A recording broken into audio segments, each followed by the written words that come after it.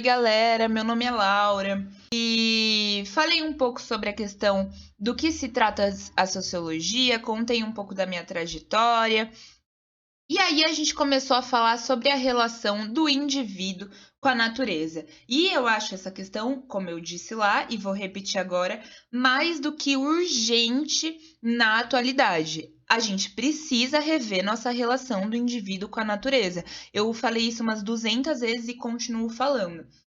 Acho que a gente está vivendo num momento caótico, o planeta está explodindo, o planeta está acabando, parem de ter filhos, aquelas. Brincadeira, polêmico. Mas a gente precisa urgentemente rever nossa relação do indivíduo com a natureza, porque o planeta pede socorro e a gente também. Pandemia, né?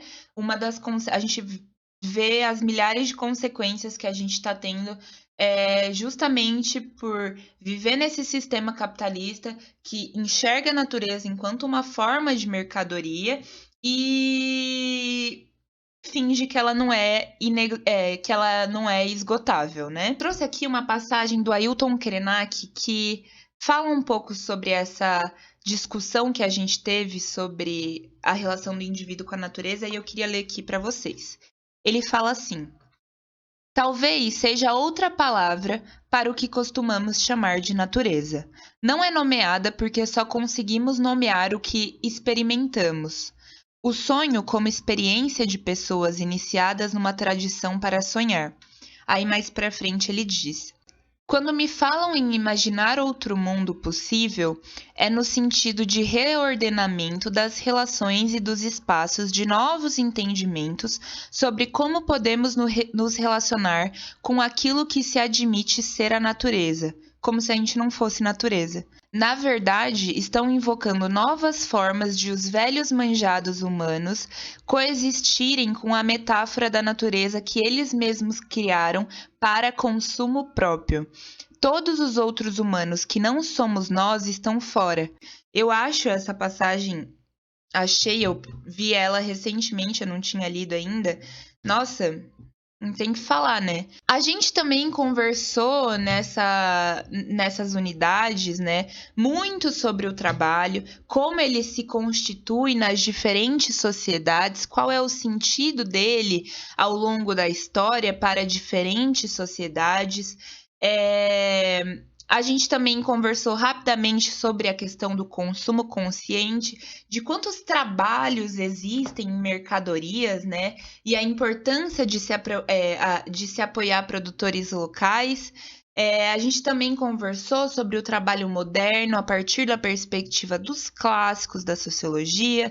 Então, a gente discutiu como Durkheim aborda a questão da divisão do trabalho e da solidariedade orgânica e mecânica, ou seja, o trabalho ele gera coesão social, né?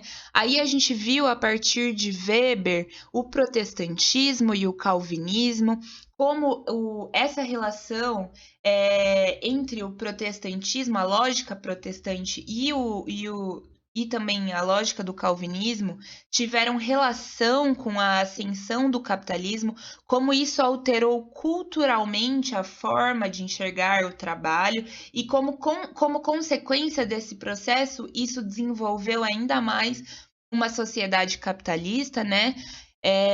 E a gente viu, como eu disse aqui, como Marx enxerga essa questão do trabalho e da classe trabalhadora, como a classe trabalhadora pertence a tudo que ela produz, inclusive um iPhone.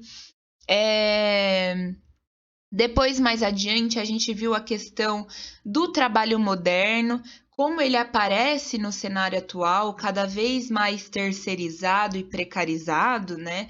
A gente viu a reforma trabalhista como um exemplo desse processo. Eu trouxe para vocês a questão dos entregadores de aplicativo, o break dos apps, a gente viu aí essa paralisação que rolou.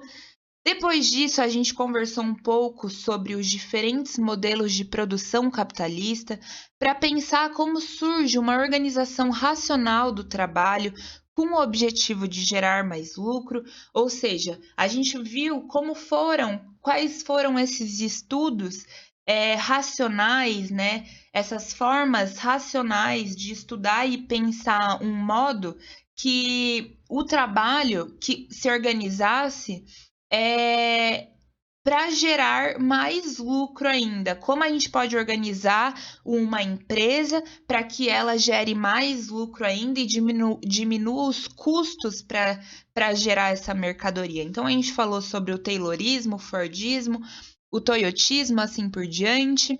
A gente também discutiu a questão sobre o Brasil e os processos de transformação do trabalho no país. Dentro dessa questão, a gente viu a questão do trabalho escravo muito utilizado aí, mais de 300 anos de escravidão no Brasil. A gente viu a questão indígena, a gente viu sobre o trabalho análogo à escravidão ainda nos dias atuais, com a Madalena aí, né? Inclusive, não sei se vocês viram, tem atualizações desse processo, procurem aí. Mas ainda tratando de Brasil, a gente viu o processo de urbanização e como ele está vinculado com o processo de industrialização também da sociedade brasileira, como isso gerou um crescimento desenfreado nas cidades, que aumentou o setor informal, aumentou o trabalho precarizado, também aumentou as desigualdades sociais, as ocupações de risco, o movimento de favelização, tudo isso a gente discutiu em torno da questão do trabalho.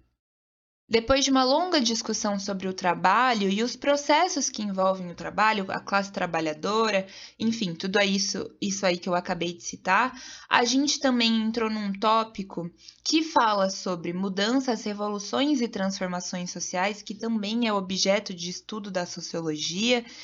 Se a gente lembrar, a Revolução Industrial, que eu bato muito na tecla, é uma grande mudança social, como o nome já diz, né? Isso envolve conflitos, envolve resistência, envolve relações de poder e tudo isso envolve a discussão da sociologia, envolve discutir a sociedade.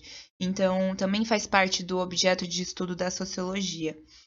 E aí, por fim, mais recentemente, a gente discutiu a relação do indivíduo e da sociedade. O que eu quis trazer para vocês, além dos conceitos e de tudo isso que a gente viu, é a compreensão de que a gente não está vivendo isoladamente na sociedade. A gente é um indivíduo, sim, mas a gente faz parte de uma coletividade e essa relação indivíduo e coletividade, indivíduo e sociedade se relacionam mutuamente. Escancarar também como as estruturas sociais fazem parte da nossa vida.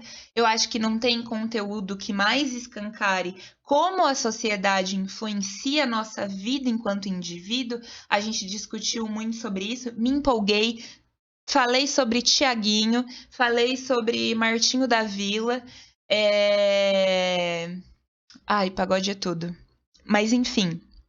Mas a gente também viu sobre o processo de socialização que todo mundo passa quando nasce, né? Todo mundo passa por uma socialização. A gente falou sobre BBB, sobre os clássicos, enfim. E a gente viu também essa questão dos contemporâneos e a gente parou aí.